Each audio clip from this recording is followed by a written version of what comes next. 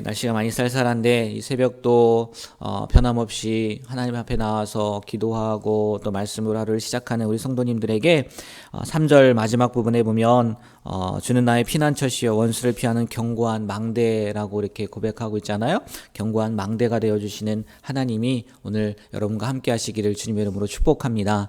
오늘 함께 읽은 61편의 말씀 다윗의 시 인도자를 따라 현악에 맞춘 노래라고 이렇게 기록이 되어 있는데 그 말씀을 준비하면서 찾아보니까 이 시의 배경이 반역을 쫓기는 시기에 왕권을 회복하는 왕권 회복을 구하는 다윗의 기도 이렇게 설명을 하더라고요. 그런 것으로 보아 이 시의 배경이 아마도 압살롬의 반역, 그죠? 왕권을 회복하게 해달라는 얘기가 다윗이 언제 그런 일이 있었겠어요. 아마 압살롬의 반역이 가장 클 것 같은데 그것으로 인해서 왕권을 잃고 예루살렘을 떠나서 요단 동편 마하나임이라는 그 지역에 피신했을 때 자신의 처지를 한탄하면서 쓴 시지 않을까라고 이렇게 이야기를 하고 있습니다. 그래서 시의 내용을 보더라도 짧지만 1절부터 4절까지의 말씀을 보면 다윗이 땅끝에 이렇게 처한 것 같은 답답한 상황을 고백하면서 처음에 말씀드렸던 것처럼 하나님 나에게 견고한 망대가 되어주세요. 피난처가 되어주세요. 라는 그런 기도를 하고 있고 또 마지막 5절부터 8절까지의 내용은 과거 하나님께서 나에게 약속하신 것을 이루어 주셨으니 이게 다윗이 참 그런 고백들을 많이 한 것 같아요. 하나님의 그 약속을 과거에 하나님께서 나에게 약속하셨던 것 또 이루셨던 하나님을 오늘 말씀에도 이야기하겠지만 확신하고 신뢰하는 그런 모습들을 계속 보이는 것 같아요. 이렇게 상황이 힘들지만 하나님 과거에 그렇게 약속하셨고 지금도 이끌어 주셨으니까 또 보호해 주시길 소망합니다. 내가 하나님 앞에 정말 잘못한 것들 고칠 뿐만이 아니라 다시 한번 나의 서원을 마지막 8절이죠. 이행하겠습니다. 라고 이렇게 고백하는 내용이 오늘 시편 61편의 내용이에요. 이 내용을 가지고도 몇 가지 말씀을 드리려고 하는데 먼저 1절을 보면요. 다윗이 이렇게 고백을 합니다. 하나님이여 나의 부르짖음을 들으시며 내 기도에 유의하소서라고 고백하고 호소죠. 고백이라고 하기보다는 기도하고 있어요. 시편을 보면요. 다윗은요 정말 하나님께 많이 부르짖었어요. 여러분 하나님께 많이 부르짖었다는 얘기는 또 그 이면에는 무슨 내용이 포함되어 있는 줄 아세요? 그만큼 괴로운 일, 곡절이 많았다는 거예요. 우여곡절이 많았다는 얘기잖아요. 인생의 질곡이 많았다는 거예요. 용사이기도 했고 또 왕이 되기도 했지만 다윗의 인생을 봤더니 참으로 고난의 연속이었다는 거죠.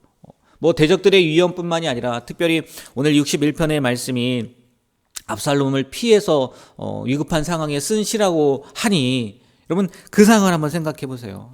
하나밖에 없는 아들은 아니지만 그래도 눈에 넣어도 안 아플 그 자식이 아버지를 죽이겠다고 하고 아버지 대신 왕이 되겠다고 하고 어제도 잠깐 말씀드렸던 것 같은데 자기의 신하들이었는데 어제까지만 해도 자기의 물론 그 마음들이 다 변하고는 있었지만 어제까지만 해도 자기의 신하들이었는데 이제는 대적이 되어서 그 압살롬을 도와서 자기를 죽이려고 하니까 얼마나 속이 상하고 여러분 그렇잖아요. 여러분들 우리 사람도 그렇잖아요. 믿을 만한 사람한테 아니 믿었던 사람한테 배신을 당하면 그 마음은요 그냥 평범했을 때보다 더 클 거란 말이에요. 지금 다윗이 그런 상황이 아니겠느냐는 거예요. 그리고 이 마하나임 아까 말씀을 드렸는데 그 지역이 정확하게 어떤 지역인지는 모르겠지만 요단 동편이라고 이야기를 하고요. 그다음에 마하나임 그 뒤편 더 가면은 사막 그 이스라엘의 그 지형을 보면 사막지대라는 거예요. 그러니까 정말 2절 말씀에 보면 다윗이 이렇게 고백하거든요. 2절 우리 다 같이 한번 2절 말씀 읽어볼까요? 내 마음이 약해질 때에 나보다 높은 바위에 나를 인도하소서. 아멘. 내 마음이 약해졌단 말이에요. 당연히 약해질 수밖에 없죠. 그리고 어디에서 부르짖는다고요? 땅끝. 이게요 정말 우리가 벼랑 끝이라고 하잖아요. 정말 다윗이요 밀려서 벼랑 끝까지 처해 있다. 그런 마음을 표현하고 있다는 거거든요. 그러면 우리가 이런 상황에 닥쳤을 때 어떻게 해야 되겠냐는 거예요. 그 뒤에 2절 땅끝에서부터 뭐라고 했냐? 다윗이요? 뭐 했다고요? 부르짖었다는 거예요. 이성을 잃을 수도 있었을 테고요. 아니면은 정말 벼랑 끝이니까 절망해서 낙심해서 그렇게 있을 수도 있는데 다윗은 그 상황에 뭐 했다고요? 주께 부르짖었다는 거예요. 우리가요 이런 믿음이 있었으면 좋겠어요. 하나님께 대한 절대적인 믿음. 내가 땅끝에 처한다 할지라도 까먹지 말아야 될 게 뭐냐면 주님께 부르짖어야 된다는 거예요. 주님의 이름을 찾아야 된다는 거죠. 다윗은요 그런 확신이 있었던 것 같아요. 그러니까 이렇게 수많은 시편을 기록한 거 아니겠습니까? 아니 이게 웬 말입니까? 지금 죽음 앞에 있는 거란 말이에요. 근데 그 사이에 뭐 이렇게 팔자 좋게 시나 쓰고 있겠어요? 이게 근데 팔자 좋게 쓴 시겠냐는 거예요. 아닐 거란 말이죠. 하나님 앞에 자신의 마음을 토하고 내가 의지할 대상은, 내가 바라볼 대상은 하나님밖에 없습니다 라고 하나님께 부르짖는 모습이지 않겠냐는 거예요. 우리가요 뭐 첫째는 이런 일을 안 당하면 좋죠. 너무 좋죠. 얼마나 좋아요. 평탄하고. 그러나 정말 인생의 궁급한 상황, 어려운 상황에 있을 때 절망하고 낙심하는 것이 아니라 다윗처럼 뭐 하라고요? 하나님께 부르짖었으면 좋겠어요. 하나님께. 그리고 모르겠어요. 그렇게 우리가 여유가 있을지 모르겠지만 다윗처럼 그런 상황에 대해서 우리가 기록을 해놓는다면, 그리고 하나님 앞에 그런 고백을 해놓는다면 나중에 오늘 말씀도 분명히 오늘 말씀이 아니죠. 나중에 다 하나님께서 회복을 시켜주시잖아요. 그러면 그 시편을 보면서 그 기록을 보면서 내가 하나님 앞에 이렇게 구했는데 하나님께서 이렇게 역사해 주셨네. 증거가 남잖아요. 하나님이 나와 함께 하시는. 그러니까요 다윗은요 이런 상황이 닥치면 닥칠수록 계속해서 뭐 할 수밖에 없었을까요? 하나님을요 부르짖을 수밖에 없었을 거예요. 우리가요 이 다윗의 마음, 다윗의 신앙을 본받게 되길 주님의 이름으로 축복합니다. 그래서요 계속 다윗 하는 것 같아요.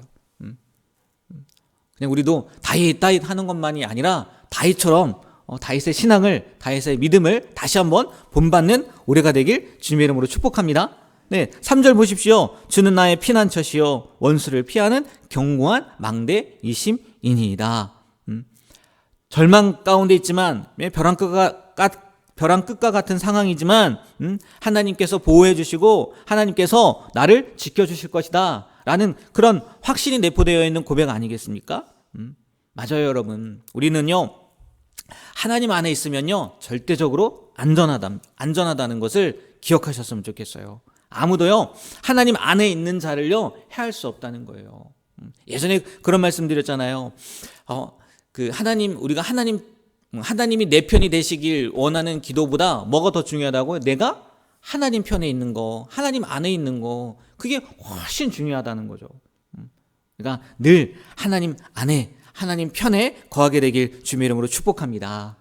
마지막으로요 7절 말씀을 보면 다윗이요 이렇게 고백을 해요. 7절도 우리 다 같이 한번 읽어볼까요? 그가 영원히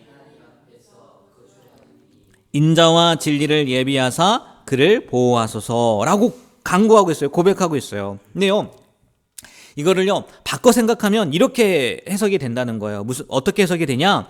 하나님이 인자와 진리로 다윗을 보호해 주시면 영원히 하나님 앞에 거하는 삶을 살겠습니다 라는 고백이라는 거예요. 그런 기도라는 거죠.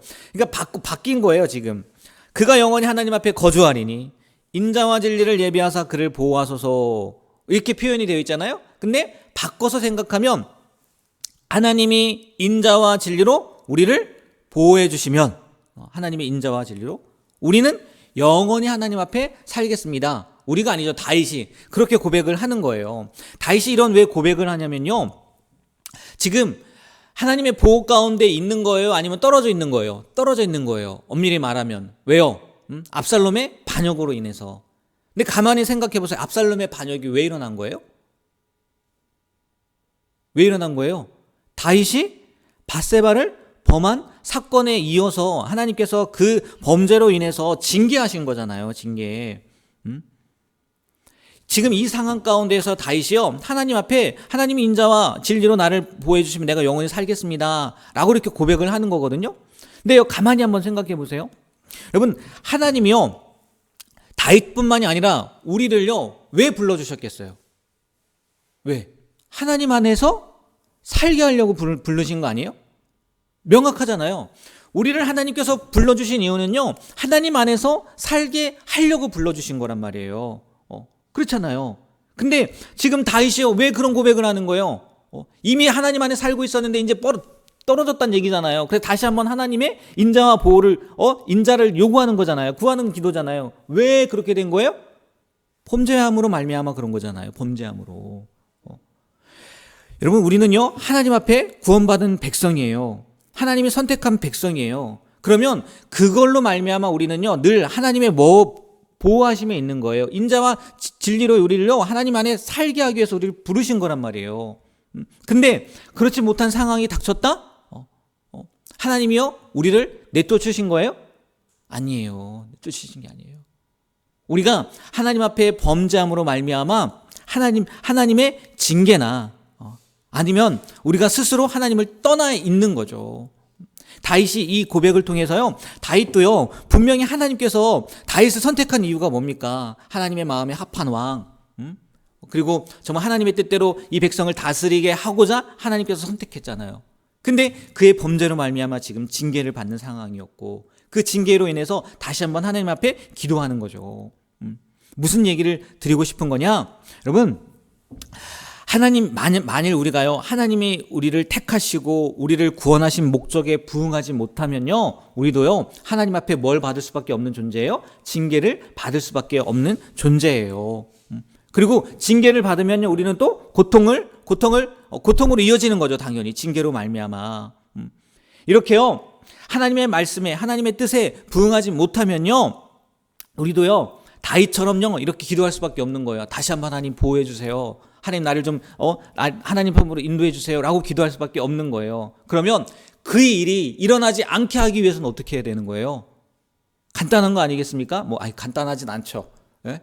늘 하나님의 뜻대로 살아야 된다는 거죠. 하나님의 말씀에 순종하며 살아야 된다는 거예요. 왜 우리가 하나님의 뜻에, 하나님의 그 부르심의 목적에 부응하지 못하면 사냐? 많은 경우, 죄잖아요, 죄. 근데 많은 경우를 보면 우리가 하나님 앞에 있다는 것을요, 놓치기 때문에 그렇다는 거예요. 범죄하기 전에, 죄 짓기 전에 우리가 누구 앞에 있다는 것을 생각한다면, 하나님 앞에 있다는 것을 생각한다면, 하나님이 안 보는 게 아니라 하나님이 다 보고 계신다는 것을 우리가 기억한다면, 네, 이런 기도조차도 필요 없게 되는 거죠. 왜? 늘 하나님 안에 있는 거니까. 징계받지 않으니까. 그러니까 물론 징계 받은 뒤에 다윗처럼 하나님, 내가 하나님 앞에 다시 거하길 원합니다. 영원히 살길 원합니다. 인자와 진리로, 인자와 자비로 날 용서해 주세요. 날 보호해 주세요. 라는 기도도 필요하겠지만, 그 이전에 더 중요한 기도는 뭐예요? 내가 하나님 앞에 살고 있습니다. 하나님 앞에 범죄하지 않겠습니다. 하나님 앞에 의로운 자의 모습으로 살아가겠습니다. 라는 고백과 그런 삶이 더 중요하다는 거죠. 우리가 무엇이 더 중요한지 오늘 이 시간 깨닫게 되고, 하나님 앞에 늘 내가 사는 존재라는 거, 하나님이 안 보는 게 아니에요. 하나님 못 보는 게 아니에요. 다 보고 계시다는 것을 기억하며 오늘도 코람데오, 하나님 앞에서의 삶을 살아가시게 되길 주님의 이름으로 축복합니다. 네, 기도하겠습니다. 하나님, 이 새벽도 하나님께서 생명 주셔서 주님 앞에 나와 주님의 말씀을 듣고 또 기도하게 하심에 감사드립니다. 먼저는 다윗처럼 우리도 인생의 어려운 순간 가운데 절망하고 낙심하는 것이 아니라 가장 먼저 하나님 앞에 부르짖고 또 그것이 우리가 해야 될 일이라는 것을 잊지 않고 살아가게 하여 주시옵소서. 그리고 더 나아가서는 우리에게 닥치는 그 환난이나 어려움이 혹 하나님의 징계로부터 온 것이라면 다시 한번 하나님의 인자와 보호를 호소하는 기도뿐만이 아니라 그 이전에 하나님 앞에 올바른 모습으로 살아갈 수 있는 우리의 삶이 될 수 있도록 붙잡아 주시옵소서. 코람데오의 삶, 언제나 내가 하나님 앞에 있다는 것을 기억하고 하나님 앞에서 범죄하지 않는, 하나님 앞에서 정말 바른 모습으로 살아가는 우리가 되게 하여 주셔서 근본적인 그 징계받고 나서 하나님 앞에 기도하는 것이 아니라 늘 하나님과 동행하며 살아가게 되는 그런 귀한 삶을 살아가는 우리 모두가 되게 하여 주시옵소서. 예수님의 이름으로 기도합니다. 아멘.